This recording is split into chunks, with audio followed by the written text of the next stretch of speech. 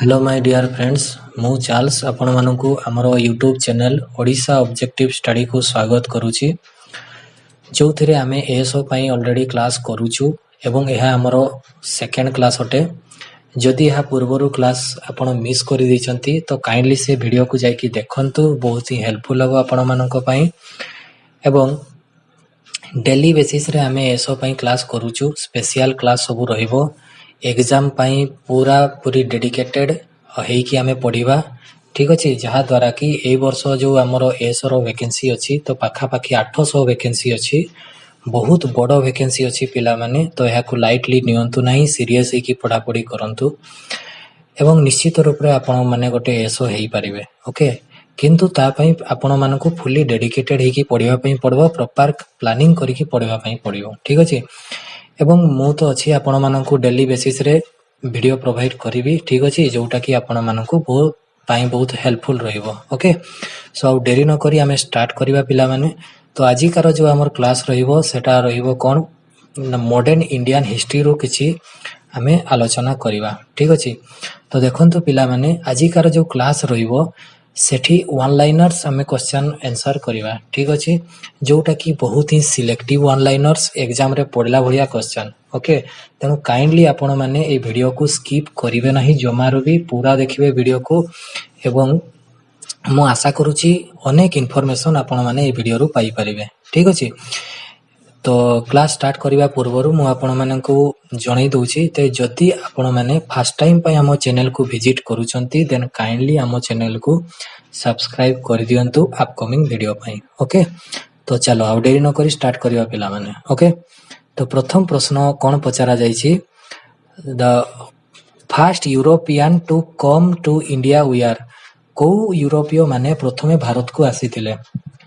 बहुत easy question पिला माने ओके आंसर हो कोटा पोर्तुगीज माने ओके परवर्ती प्रश्न देखो कोन पचारा जाईची भारत को जलपथ किया आविष्कार करथिले बोली पचारा जाईची ओके उत्तर हो कोन वास्को डा गामा ओके ता परवर्ती प्रश्न कोन अछि देखंतु पिला माने पचारा जाईची which port and when Vasco da Gama reached India okay को पोर्ट रे आ केबे वास्को डा गामा भारत रे आसी पहुंचिले उत्तर हो कलिकट रे आसी पहुंची थिले आ डेट इंपोर्टेंट अछि पिला माने मने रखिबो 20 मे 1498 मसिया हला वास्को डा गामा जो दिन भारत आसी पहुंची थिले बा भारत को जलपथ आविष्कार केबे हला तो डिफरेंट वे रे आपण मानकु प्रश्न पचारा जाई पारे ओके जदि प्रश्न पचारा गला भारत को जलपथ की आविष्कार करथिले उत्तर हो वास्को डा गामा भारत को जलपथ आविष्कार केबे हेतिला 1498 रे हेतिला ओके तो मने रखिबे ता परवर्ती प्रश्न देखिबा पिला माने कोन पचारा जाईची which Hindu ruler was received Vasco da Gama at Calicut को Hindu ruler Vasco da Gama को कलिकट रे रिसीव करथिले बा ए क्वेश्चन को बुलेई की पचारा जाई पारे जे जते बेले वास्को डा गामा भारत रे आसी पहुंचिले सते बेले भारत रे को हिंदू राजा रूल करूथिले ओके तो उत्तर हबो जामोरिन ता परे which country did Vasco da Gama belong to Vasco da Gama को कंट्री रु बिलोंग करंती पोर्तुगाल रु okay Portuguese establishment there trading station at तो पोर्तुगीज माने तांकर को स्थान रे वाणिज्य कोठी माने निर्माण करिथिले तो कलिकट रे कोचिन रे कन्नानोर रे मने रखिबो ए सब ता परवर्ती प्रश्न कोन पचारा जाईची where was the initial capital of Portuguese in India Portuguese मानकर जो प्रथमे राजधानी कोठी थिला भारत रे तो उत्तर होबो कोचिन रे आ 1502 मसिया रे okay who was the first governor of Portuguese in India Portuguese मानकर प्रथम गवर्नर किए थिले भारत रे तो उत्तर होबो फ्रांसिस्को अल्मेडा ता परवर्ती प्रश्न कोन पचारा जाईছে देखो who introduce the policy of blue water तो ब्लू वाटर पॉलिसी भारत रे किए आनी थिले फ्रांसिस्को अल्मेडा नेकिरी आसी थिले ओके जते बेले फ्रांसिस्को अल्मेडा को हत्या कर दिया गला इंडिया रे ठीक अछि 1509 मसिया रे फ्रांसिस्को अल्मेडा किए थिले पोर्तुगीज मानकर प्रथम गवर्नर थिले भारत रे ओके तो जते बेले फ्रांसिस्को अल्मेडा को भारत रे हत्या कर दिया गला तांको परे पोर्तुगीज गवर्नर किए हेले तांको परे तो उत्तर हम अल्बुक्वेर्की। ओके, अल्बुक्वेर्की। तो एठू क्वेश्चन तुम्हें दीटा क्वेश्चन पाई परिवो। जो प्रथम क्वेश्चन पचरा जाई परिवो जे भारतर प्रथम पोर्तुगीज गवर्नर किए थिले, फ्रांसिस्को अल्मेडा। तो सही भलिया पोर्तुगीज मानकर द्वितीय गवर्नर किए थिले भारत रे पचारि गले, तो आपण माने आंसर दे परिबे अल्बुक्वेर्की। ठीक अछि। ता परवर्ती प्रश्न कोन पचरा जाई छै देखो, who captured Goa from the ruler of Bijapur in 1510। 1510 मसिया रे बीजापुर रूलर को ठारू गोवा को किए कैप्चर करिथिले, तो आंसर हबो Albuquerque. Who introduce the policy of imperialism. Imperialism policy को भारत रे किए इंट्रोड्यूस करैथिले, आंसर हबो अल्बुक्वेर्की। ओके, ता परवर्ती प्रश्न देखो पिला माने कोन अछि, who and when transferred capital from Cochin to Goa. Portuguese मानकर प्रथम राजधानी जानी थिबे कोउटा थिला, कोचिन थिला। ठीक अछि। परवर्ती राजधानी समान गोवा को बनैले। ओके, केबे बनैले? 1530 रे बनैले। आ सेते बेले पोर्तुगीज गवर्नर किए थिले, नुना दे कुना थिला। ठीक अछि, नुना दे कुना मने रखिबो। तो एटी क्वेश्चन पिला माने टिके ध्यान दबो जे पोर्तुगीज माने गोवा को केबे कैप्चर करिथिले। कैप्चर केबे करिथिले गोवा को? 1510 रे। किए थिले सेते बेले पोर्तुगीज गवर्नर? अल्बुक्वेर्की थिले। किंतु जेते बेले से माने गोवा को राजधानी बनैले पोर्तुगीज माने, सेते बेले पोर्तुगीज गवर्नर किए थिले? नुना दे कुना थिले। ओके, हु एक्वायर्ड दिउ and Basen from Bahadur Shah of Gujarat. Gujarat रे जने रूलर थिले जहार नाम थिला बहादुर शाह, तांकर ठारू दिउ आउ बासेन को केबे कैप्चर करा गला बा किए कैप्चर करिथिले। ओके, प्रश्नटे पचारा जायछि जे किए कैप्चर करिथिले दिउ आउ बासेन को गुजरात रो जो रूलर थिले बहादुर शाह, तो नुना दे कुना। ठीक अछि, मने रखिबो पोर्तुगीज गवर्नर थिले। तापरे व्हेन पोर्तुगीज एक्वायर्ड डामन। पोर्तुगीज माने डामन को केबे कैप्चर करिथिले? 1559 रे। परवर्ती प्रश्न देखो, when Portuguese lost Hooghly. Portuguese माने हुगली को केबे लॉस्ट कले? 1631 मसिया। ठीक अछि, इंग्रेज माने आसी जाइथिले एवं से समय रे माने हुगली को हारी जाइथिले इंग्रेज मानकठू। ठीक अछि, मने रखिबो। तो Portuguese when Portuguese lost Hooghly 1631। Okay, ता परवर्ती प्रश्न देखो कोन पचारा जाइछि, where the first Portuguese factory was established. Portuguese मानकर प्रथम फैक्ट्री से माने कोठी बसैथिले? कलिकट रे बसैथिले। ओके, तापरे which famous Jesus saint arrived in India with Martin Alfonso de Sousa. Okay, Martin Alfonso de Sousa को सहित को ख्रीष्ट धर्मर प्रचारक भारत आसीथिले? तो आंसर हबो फ्रांसिस्को जावियर। मने रखो, फ्रांसिस्को जावियर किए थिले? ये जने ख्रीष्ट धर्मर प्रचारक थिले। ता परवर्ती प्रश्न देखो पिला माने कोन पचारा जाइछि, डच ईस्ट इंडिया कंपनी माने ठीक अछि इंडिया रे को स्थान रे आ केबे फैक्ट्री मानो बसैथिले? को माने? डच माने। ठीक अछि, तो देखो 1605 मसिया रे डच माने मछलीपट्टनम रे तांकर फैक्ट्री बसैले। तापरे 1610 रे पलिकट रे, तापरे 1616 रे से माने सूरत ठारे बसैथिले। तापरे 1641 रे से माने बीमीपट्टम ठारे, तापरे 1645 रे कराईकाल, है ना। सही भलिया बाकी अंचल रे भी जेमति कि चिनसुरा, कासिम बाजार, पाटना, तापरे रहिबो कोन बालेश्वर, नागापट्टनम आउ कोचिन। एही भलिया अंचल रे डच माने तांकर फैक्ट्री बसैले। ता परवर्ती प्रश्न कोन पचारा जाइछि जे where was the main centre of Dutch in India. Dutch मानकर मेन सेंटर इंडिया रे कोठी थिला? पलिकट रे थिला। When and where the centre of Pulicat was replaced. Okay, तो डच मानकर मेन सेंटर तो जानिछो, एठू आमे पूर्व क्वेश्चन ता आमे करलु जे डच मानकर मेन सेंटर इंडिया रे कोठा थिला? पलिकट थिला। परवर्ती प्रश्न रे कोन पचारा गला जे डच मानकर जो मेन सेंटर थिला पलिकट, ताकू से माने केबे आउ कोठा को चेंज कर दैथिले? 1690 रे नागापट्टनम को चेंज कर देले। Okay, in which battle the Dutch defeated by the British. को युद्ध रे डच माने इंग्रेज मानक द्वारा हारी जाइथिले? तो उत्तर हम बैटल ऑफ सेदेरा। बैटल ऑफ सेदेरा केबे हेतिला 1759 मसीह रे हेतिला बैटल ऑफ सेदेरा मने रखिवो जो युद्ध रे डच माने इंग्रेज माननकोठू हारि जाइथिले। ता परवर्ती प्रश्न देखिबा कोन पचारा जाइछि which English merchant came to India over land route to trade with Indian merchant.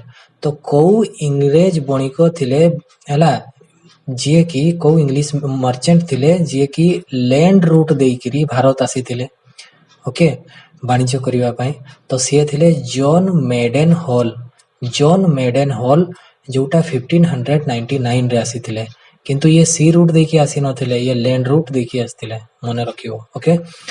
ता परवर्ती प्रश्न अछि when the English east India Company was form. केते मसिया रे इंग्लिश ईस्ट इंडिया कंपनी को तयारी करा जायतिला 1600 मसिया रे इंग्लिश ईस्ट इंडिया कंपनी को तयारी करा जायतिला ओके। तापरे which group of merchant was formed English east India company. ताले गोटे प्रकार रो बणिक मानकर गोटे ग्रुप थिला ओके। तो सेई ग्रुप टाको कोन कुहा जाउथिला जो माने कि परवर्ती समय रे ईस्ट इंडिया कंपनी बनैथिले। तो से ग्रुप टार नाम कोन थिला मर्चेंट एडवेंचर्स थिला। इंपोर्टेंट अछि पिला माने मने रखियो मर्चेंट एडवेंचर। एई क्वेश्चन को से माने एग्जाम रे बुले की पचारे केमती पचारे ईस्ट इंडिया कंपनी रो पूर्व नाम कोन थिला। ईस्ट इंडिया कंपनी रो पूर्व नाम थिला मर्चेंट एडवेंचर ओके। ता परवर्ती प्रश्न कोन पचारा जायछि 1609 मसिया रे ठीक अछि 1609 मसिया रे किए जहांगीर को दरबार को आसीथिले जे कि जने ब्रिटिश एम्बेसडर थिले। तो आंसर हे जिवो विलियम हॉकिन मने रखिवो विलियम हॉकिन। ता परवर्ती समय रे at which place did Jahangir granted permission to William Hawkins to establish a factory. तबे कोठारे जहांगीर विलियम हॉकिन्स को परमिशन देइथिले जे इंडिया रे तुमे फैक्ट्री बसाओ बोली ठीक अछि। तो सूरत ठारे कोठारे सूरत ठारे। ता परवर्ती प्रश्न देखिबा कोन अछि of which Mughal ruler court did sir Thomas Roe visit हैला। सर टॉमस रो ये भी जने जानितो ब्रिटिश एम्बेसडर थिले सर टॉमस रो आउ ये को राजा को दरबार को जाइथिले। तो आंसर हबो जहांगीर ओके जहांगीर।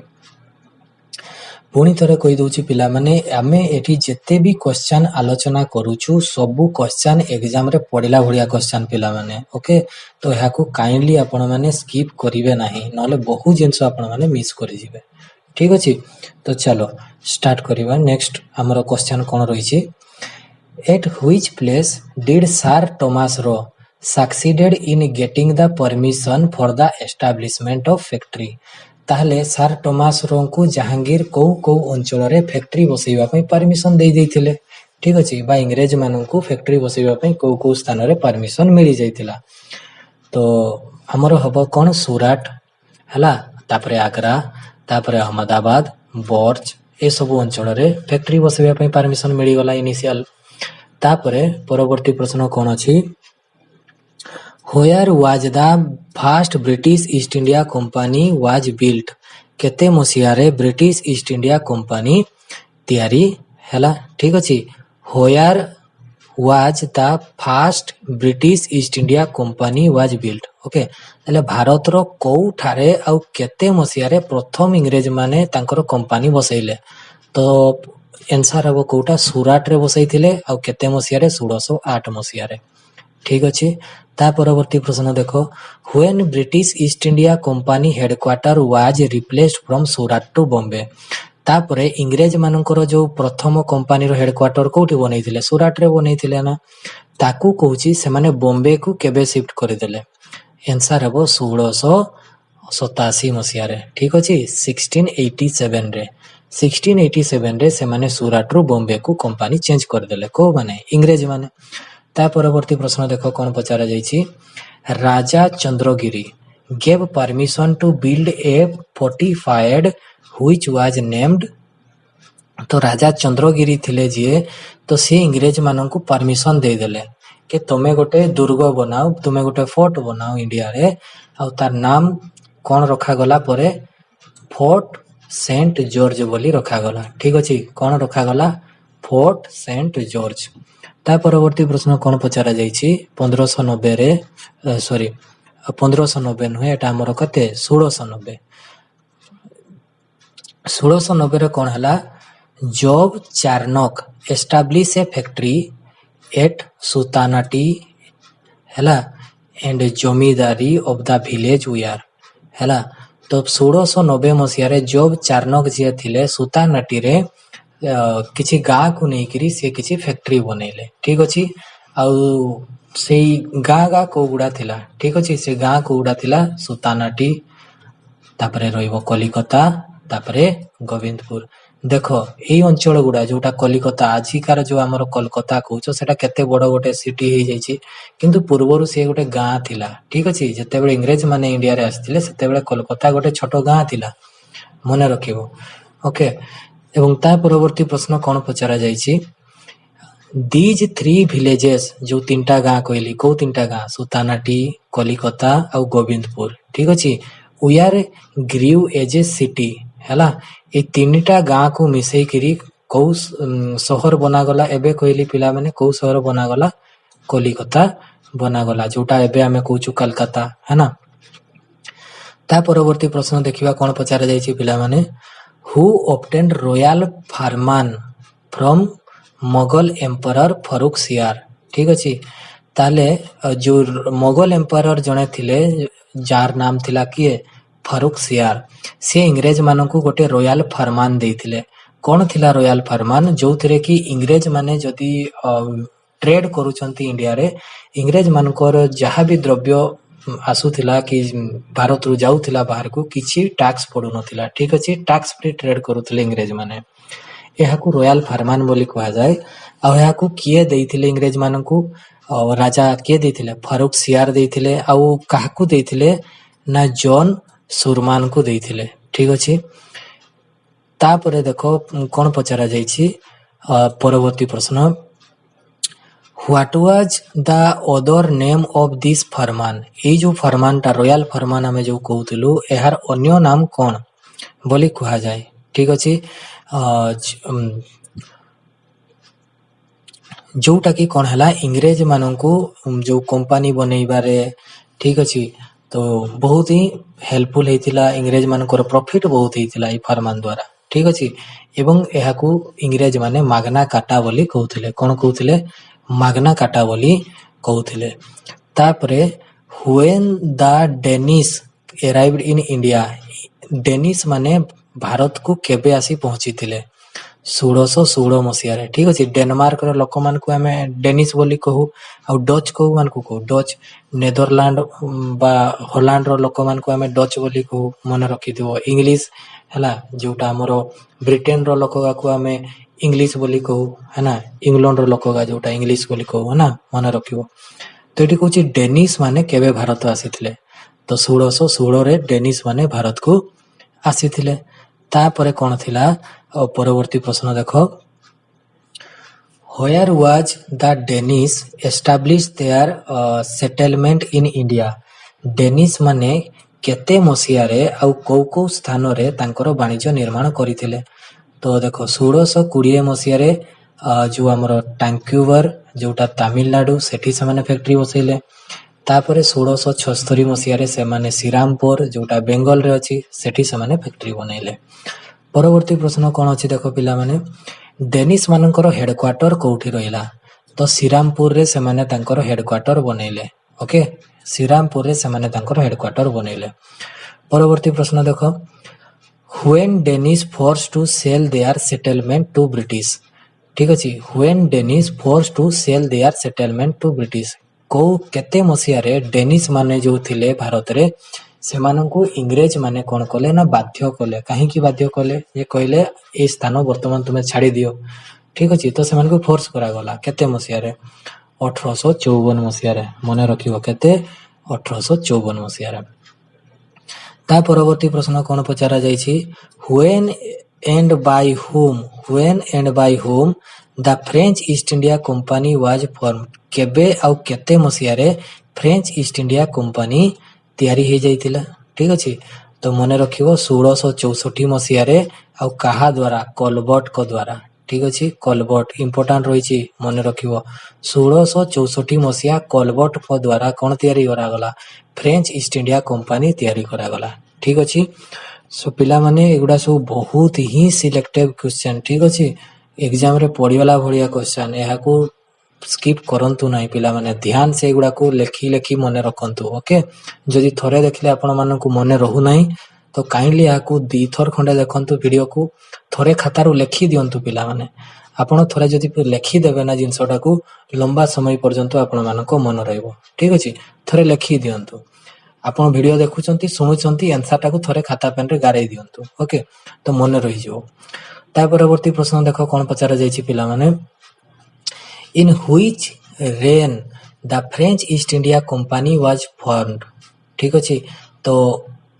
फ्रेंच बा फ्रांस रे हला फ्रांस रो लोक मान को हमें कोन बोली कहू फ्रेंच बोली कहू तो फ्रांस रे पचारुछि किए राजा थिले जेते बेले फ्रेंच ईस्ट इंडिया कंपनी तैयारी हला तो आंसर हेबो किए हेबो लुइस 14 है ना लुइस 14 ता परवर्ती प्रश्न कोन अछि when first French factory was establish केते मसिया रे भारत रे प्रथम फ्रेंच फैक्ट्री बसा गला आंसर हेबो 1668 मसीहा रे ता परवर्ती प्रश्न the first French factory was established bye प्रथम फ्रेंच फैक्ट्री कहा द्वारा एस्टैब्लिश करा जायथिला मन रखो फ्रांको है ना फ्रांको इज कारोन एटा नामटा मन रखियो ठीक अछि ता परवर्ती प्रश्न कोन पचारा जायछि where the second French factory was establish को ठारे फ्रेंच मानकर सेकंड फैक्ट्री एस्टैब्लिश हला तो आंसर हेबो मछलीपट्टनम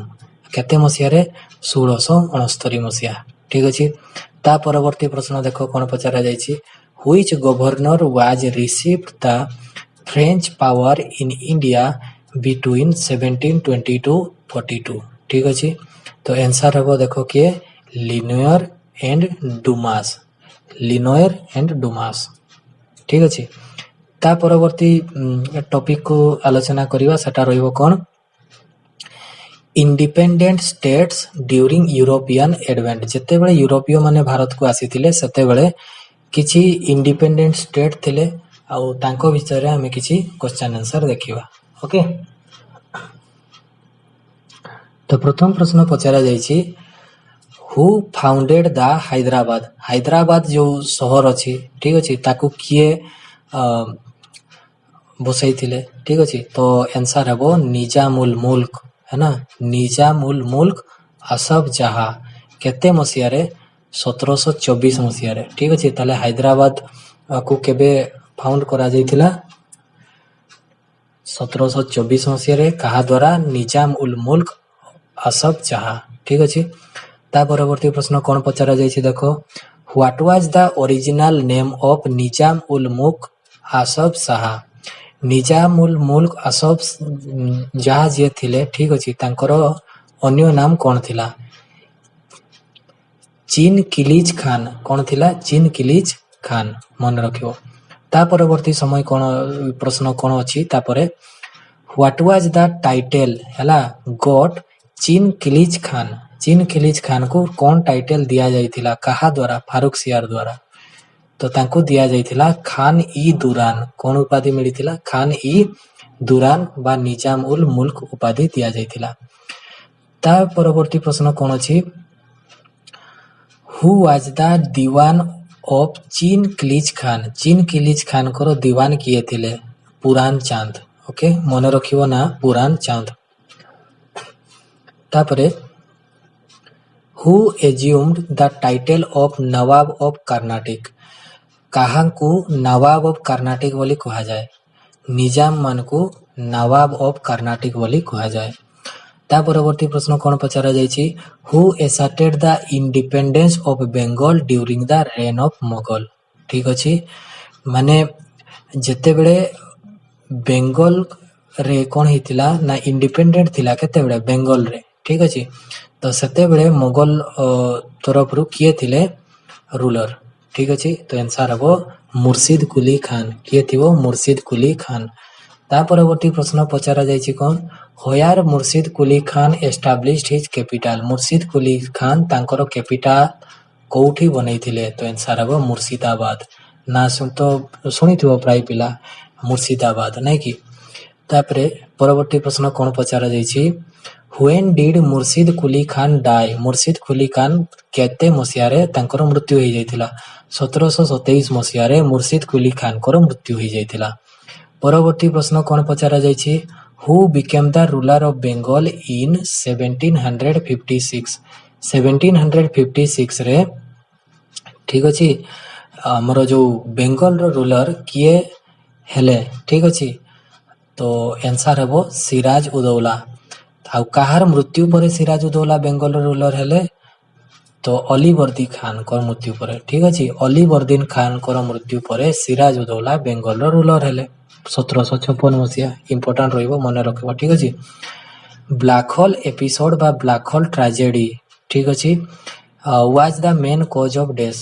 ମାନେ ବ୍ଲାକ୍ ହୋଲ୍ ଟ୍ରାଜେଡି ଯୋଉ ହେଇଥିଲା, ଠିକ ଅଛି, ଆଉ ଏଟା କାହା ସମୟରେ ହେଇଥିଲା? ତ ମନେ ରଖ, ସିରାଜ ଉଦୌଲା ଯୋଉ ବେଙ୍ଗଲର ନବାବ ଥିଲେ ତାଙ୍କର ସମୟରେ ହେଇଥିଲା ବ୍ଲାକ୍ ହୋଲ୍ ଟ୍ରାଜେଡି, ଯୋଉଥିପାଇଁ କି ବେଟେଲ ଅଫ ପ୍ଲାସି ହେଇଥିଲା। କ'ଣ ହେଇଥିଲା? Battle of Plassey. କେତେ ମସିହାରେ ହେଇଥିଲା ବେଟେଲ ଅଫ ପ୍ଲାସି ପିଲାମାନେ? 1757 ମସିହାରେ, ହେ ନା? 1757 ମସିହାରେ ଆମର ବେଟେଲ ଅଫ ପ୍ଲାସି ହେଇଥିଲା, ମନେ ରଖିବ।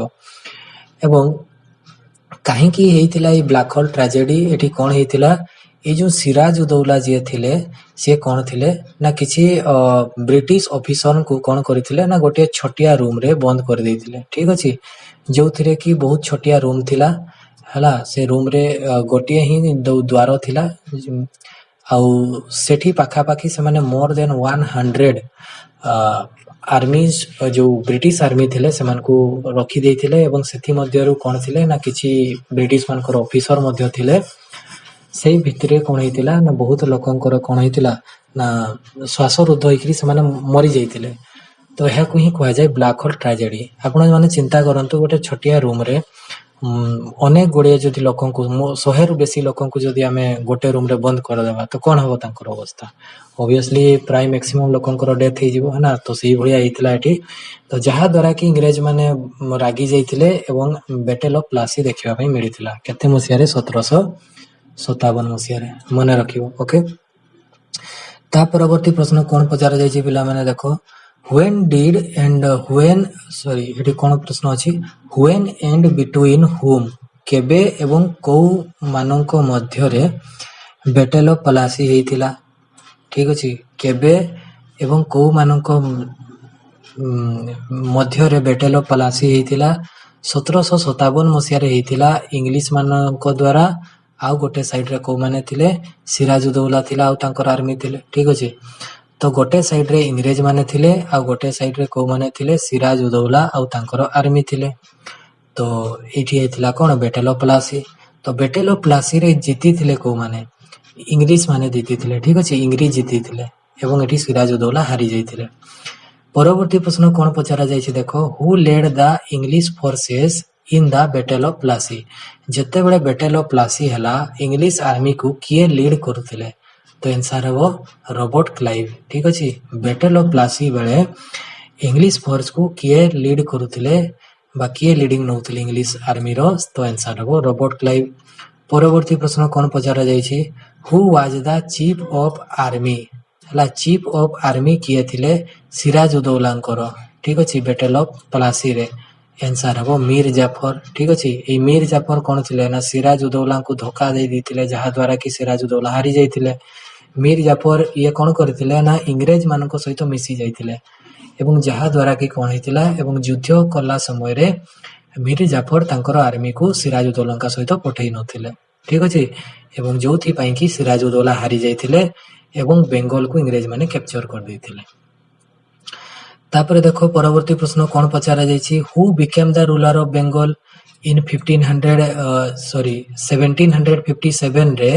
ଯେତେବେଳେ ବେଟେଲ ଅଫ ପ୍ଲାସି ହେଲା ସେତେବେଳେ ବେଙ୍ଗଲର ରୁଲର କିଏ ହେଲେ? ପରବର୍ତ୍ତୀ ନା ଆନ୍ସର ହେବ କିଏ? ମୀର ଜାଫର। ମୀର ଜାଫର, ଦେଖ ଏଠି ସିରାଜ ଉଦୌଲାଙ୍କର ଇଏ ଆର୍ମି ଜେନେରାଲ ଥିଲା କିଏ? ମୀର ଜାଫର। କିନ୍ତୁ ଏଠି ସିରାଜ ଉଦୌଲା ତ ହାରିଗଲେ। ତ ମୀର ଜାଫରକୁ କାହିଁକି ଏଠି ରୁଲର ବନେଇ ଦିଆଗଲା? ଇଂରେଜ ମାନେ ତାଙ୍କୁ କ'ଣ ଦେଇଥିଲେ ନା ଗୋଟେ ଲାଲଚ ଦେଇଥିଲେ जे जदि तू आम साहाଯ୍य करिबु तेबे आमे तुमको परवर्ती बेंगलर नवाब बनई देबु। तो सेथिपई मीर जाफर कौन करिथिला ना इंग्रेज मानकर साथ देइथिला। ओके, तापर देखो by whom did the English replace Mir Jafar in 1760। ठीक अछि।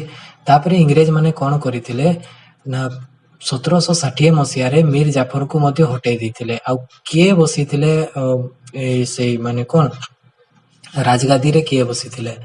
सो आंसर हो मीर कासिम थिले। ठीक अछि, मीर कासिम। आ मीर जाफर को मध्य संपर्क की थिला? मीर कासिम थिले तांकर सन इन लॉ। मन रखिबो। ठीक अछि। ता परवर्ती प्रश्न कौन थे अछि देखो, to which place did the Mir Qasim transfer his capital from Murshidabad? ठीक अछि, मंगीर। आंसर की हो? मंगीर।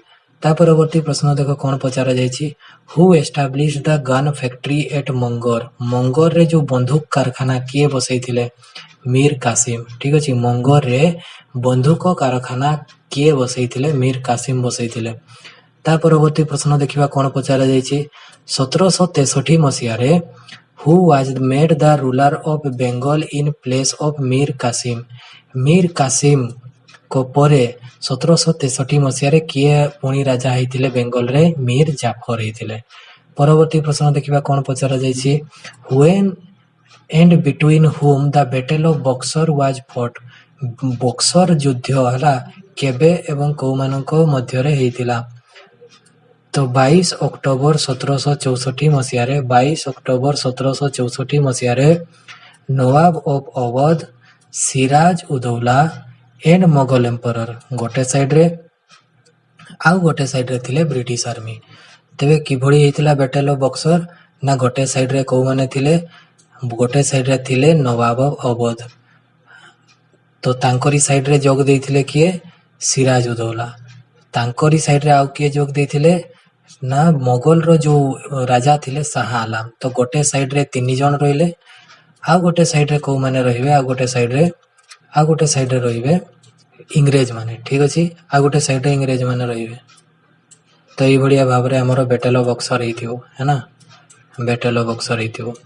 तो गोटे साइड रे हेतियो हमरो नवाब ऑफ अवध सिराज उदौला आउ शाह आलम। गोटे साइड रे आ गोटे साइड रे इंग्रेज माने। केबे हेतिला बैटल ऑफ बक्सर? 22 अक्टोबर 1764 मसीहा रे। इंपोर्टेंट अछि डेट मने रखिबो। ता परवर्ती प्रश्न कौन पचारा जायछि देखो पिला माने, ता परवर्ती प्रश्न पचारा जायछि, फास्ट कर्नाटिक वार केबे हेतिला? फास्ट कर्नाटिक वार केबे हेतिला? 1746 रु 48 मध्य रे हेतिला फास्ट कर्नाटिक वार। को मानक मध्य रे हेतिला? फ्रांस आउ इंग्रेज मानक मध्य रे हेतिला। ता परवर्ती प्रश्न कौन अछि, सेकेंड कर्नाटिक वार केबे हेतिला? 1749 रु 54 भितरे हेतिला। को मानक मध्य रे? सेही फ्रांस आउ इंग्लैंड मध्य रे। एवं परवर्ती प्रश्न अछि, थर्ड कर्नाटिक वार केबे हेतिला? 1758 रु 63 भितरे चलीथिला।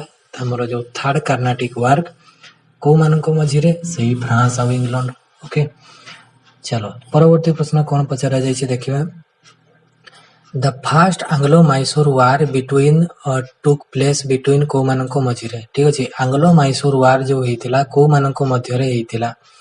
एंग्लो मैसूर वार हेतिला हमरो 1767 रु 69 मसीहा रे एवं एहाकू इंग्रेज आउ हैदर अली दुई जनकार मध्य रे ई जो हमरो फर्स्ट एंग्लो मैसूर वार हेतिबो, है ना?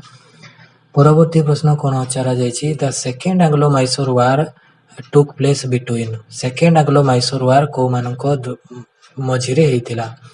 तो आंसर हेबो ईस्ट इंडिया कंपनी आ गोटे साइड रे हैदर अली। केबे हेतिबो? 1780 रु 84 भितरे। तापरे when did the Hyder Ali die? Hyder Ali केते मसीहा रे तांकर मृत्यु होई जायतिबो? तांकर मृत्यु होई जायतिबो 1782 मसीहा रे। ठीक अछि, हैदर अली किए थिले? ए जो हैदर अली लड़ू थिले आंग्लो मैसूर वार, किए थिले हैदर अली? हैदर अली थिले टीपू सुल्तान कर बापा। ठीक अछि, तो परवर्ती प्रश्न सही पचारा जायछि, who was the father of Tipu Sultan? किए थिले फादर ऑफ टीपू सुल्तान? हैदर अली थिले। परवर्ती प्रश्न कौन पचारा जायछि, ट्रिटी ऑफ मंगलोर। ठीक अछि, काहा द्वारा को दुई जन का मध्य रे साइन हेतिला और केबे हेतिला? ट्रिटी ऑफ मंगलोर 11 ମାର୍ଚ୍ଚ 1784 ମସିହାରେ ଟ୍ରିଟି ଅଫ୍ ମାଙ୍ଗାଲୋର ସାଇନ୍ ହେଇଥିଲା, ଯୋଉଟାକି ଆମର ଇଷ୍ଟ ଇଣ୍ଡିଆ କମ୍ପାନୀ ଆଉ ଟିପୁ ସୁଲତାନ ମଧ୍ୟରେ ସାଇନ୍ ହେଇଥିଲା। ଓକେ, ତାପରେ ରହିବ ଆମର ଥାର୍ଡ ଆଙ୍ଗ୍ଲୋ ମାଇସୋର ୱାର ଯୋଉ ହେଲା, ଏଇଟା କୋଉ ଦୁଇ ଜଣକାର ମଧ୍ୟରେ ହେଲା? ଇଷ୍ଟ ଇଣ୍ଡିଆ କମ୍ପାନୀ ଗୋଟେ ସାଇଡରେ ଆଉ ଗୋଟେ ସାଇଡରେ ଟିପୁ ସୁଲତାନ। ଓକେ, କେତେ ମସିହାରେ? 1789 ରୁ 92 ଭିତରେ, ଠିକ ଅଛି। ତାପରେ ଆଉ ଗୋଟେ ରହିବ ଫୋର୍ଥ ଆଙ୍ଗ୍ଲୋ ମାଇସୋର ୱାର କେବେ ହେଇଥିଲା? 1799 ମସିହାରେ ହେଇଥିଲା। କୋଉ ଦୁଇ ଜଣକାର ମଧ୍ୟରେ ହେଇଥିଲା ଫୋର୍ଥ ଆଙ୍ଗ୍ଲୋ ମାଇସୋର ୱାର? ଗୋଟେ ସାଇଡରେ ଇଷ୍ଟ ଇଣ୍ଡିଆ କମ୍ପାନୀ, ଗୋଟେ ସାଇଡରେ ଟିପୁ ସୁଲତାନ। ଟିପୁ ସୁଲତାନ କୋଉ ଯୁଦ୍ଧରେ ମରି ଯାଇଥିଲେ ବା ଟିପୁ ସୁଲତାନ କୋଉ ଯୁଦ୍ଧରେ ମୃତ୍ୟୁ ହେଇଯାଇଥିଲା ତାଙ୍କର? ସେଟା ଥିବ ଆମର ଫୋର୍ଥ ଆଙ୍ଗ୍ଲୋ ମାଇସୋର ୱାର। ଦେଖ, ଫୋର୍ଥ ଆଙ୍ଗ୍ଲୋ ମାଇସୋର ୱାର କେବେ ହେଇଥିବ? 1799 ମସିହାରେ ହେଇଥିବ, ଯୋଉଥିରେ ଟିପୁ ସୁଲତାନଙ୍କର ମୃତ୍ୟୁ ହେଇଯାଇଥିବ। ଠିକ ଅଛି, ଠିକ ଅଛି। ଟିପୁ ସୁଲତାନ କହୁଛି, ଦେଖ, ହି ଡାଇ ଫାଇଟିଂ ବ୍ରେଭଲି। ଠିକ ଅଛି। ତା ପରବର୍ତ୍ତୀ ପ୍ରଶ୍ନ କଣ ପଚରା ଯାଇଛି? ହୋୟାର ଇଜ ଟିପୁ ସୁଲତାନ ମସଜିଦ ସିଚୁଏଟେଡ? ଟିପୁ ସୁଲତାନଙ୍କର ମସଜିଦ କୋଉଠି ଅବସ୍ଥିତ ଅଟେ? ତ ତାହା ହଉଛି କୋଲକାତାରେ ଅଛି। ଏବଂ ତା ପରବର୍ତ୍ତୀ ପ୍ରଶ୍ନ କଣ ଅଛି? ଫାର୍ଷ୍ଟ ଆଙ୍ଗ୍ଲୋ ମାରାଠା ୱାର କେବେ ହେଇଥିଲା ଆଉ କୋଉମାନଙ୍କ ମଧ୍ୟରେ ହେଇଥିଲା? 1775 ରୁ 82 ମଧ୍ୟରେ ଏଇଟା ଯୋଉ ଚାଲିଥିଲା ଆମର ଫାର୍ଷ୍ଟ ଆଙ୍ଗ୍ଲୋ ମାରାଠା ୱାର, ଏବଂ ଏହା ଚାଲିଥିବ ଆମର ଇଷ୍ଟ ଇଣ୍ଡିଆ କମ୍ପାନୀ ଏବଂ ମରାଠା ମାନଙ୍କ ମଧ୍ୟରେ। ତାପରେ ହେବ ସେକେଣ୍ଡ ଆଙ୍ଗ୍ଲୋ ମାରାଠା ୱାର, ଠିକ ଅଛି, ଯୋଉଟା କି ଆମର 1803 ରୁ 1806 ପର୍ଯ୍ୟନ୍ତ ଚାଲିବ, ଏବଂ ଏଟା ବି ଇଷ୍ଟ ଇଣ୍ଡିଆ କମ୍ପାନୀ ଆଉ ମାରାଠା ମଝିରେ ହେବ। ତାପରେ ହେବ ଆମର ଥାର୍ଡ ଆଙ୍ଗ୍ଲୋ ମାରାଠା ୱାର, ଯୋଉଟା କି 1817 ରୁ 1819 ପର୍ଯ୍ୟନ୍ତ ଚାଲିବ, ଆଉ ଏହା ବି ରହିବ କେବେ, ମାନେ କୋଉ ଦୁଇ ଜଣକାର ମଧ୍ୟରେ? ଇଷ୍ଟ ଇଣ୍ଡିଆ କମ୍ପାନୀ ଆଉ ମାରାଠା ମାନଙ୍କ ମଧ୍ୟରେ। ଏବଂ ତାପରେ ଦେଖ, ପରବର୍ତ୍ତୀ ପ୍ରଶ୍ନ କଣ ପଚରା ଯାଇଛି? ଫାର୍ଷ୍ଟ ଆଙ୍ଗ୍ଲୋ ଶିଖ ୱାର। ଆଙ୍ଗ୍ଲୋ ଶିଖ, ଦେଖ ଏଇଠି ପିଲାମାନେ ଯୋଉ ଲେଖା ହେଇଛି ଆଙ୍ଗ୍ଲୋ, ଆଙ୍ଗ୍ଲୋର ଅର୍ଥ ହଉଛି ଇଂରେଜ, ଠିକ ଅଛି।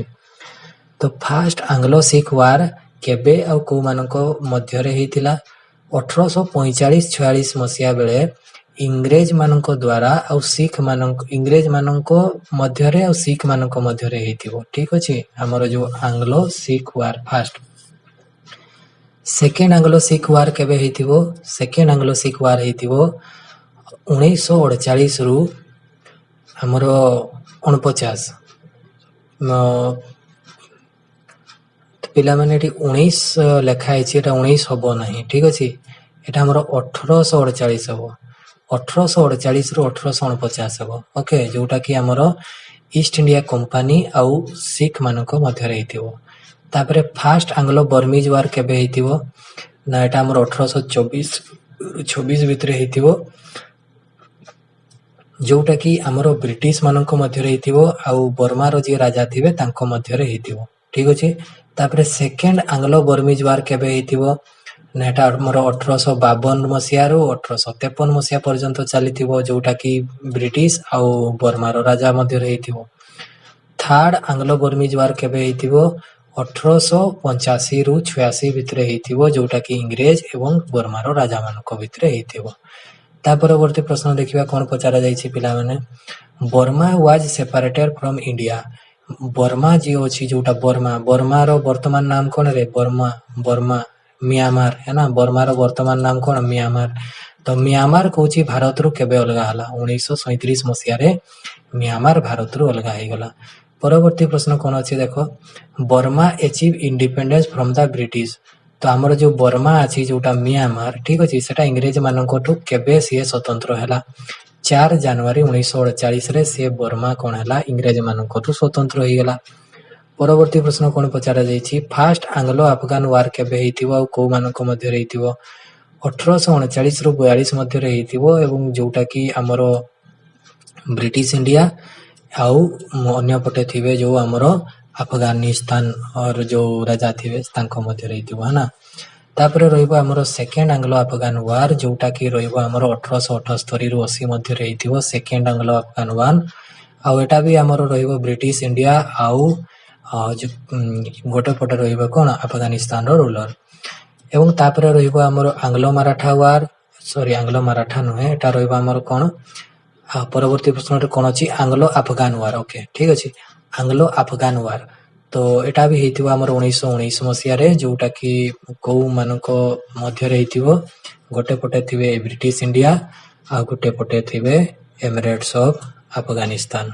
ओके सो पिला माने आजिकारी वीडियो रे हमें एतकी आलोचना करिबा बाकी जहाँ रही आमे परवर्ती क्लास रे आलोचना करिबा ठीक अछि। तो देखो पिला माने बहुत भलो भलो क्वेश्चन सब रही तो काइंडली पिला माने क्लास को मिस करंतु नाही। नेक्स्ट क्लास रे मु एई भली आ गोटे पार्ट नै कि आसीबी एवं अल्प दिन भितर आमे कंप्लीट हिस्ट्री को आमे कवर कर देबा ठीक अछि। तो पिला माने आपण माने पेशेंस धरि कि क्लास करंतु डेली बेसिस रे क्लास करंतु जहा द्वारा कि आपण मानकर समस्त डाउट क्लियर हे जिवो एवं आपण इजीली समस्त क्वेश्चन को एग्जाम रे अटेंड करि परिबे ठीक अछि। तो यह थिला आजिकार हमर क्लास। तो नेक्स्ट क्लास रे हमें आउ किछि एक्स्ट्रा इन्फॉर्मेशन सहित क्लास को स्टार्ट करिबा।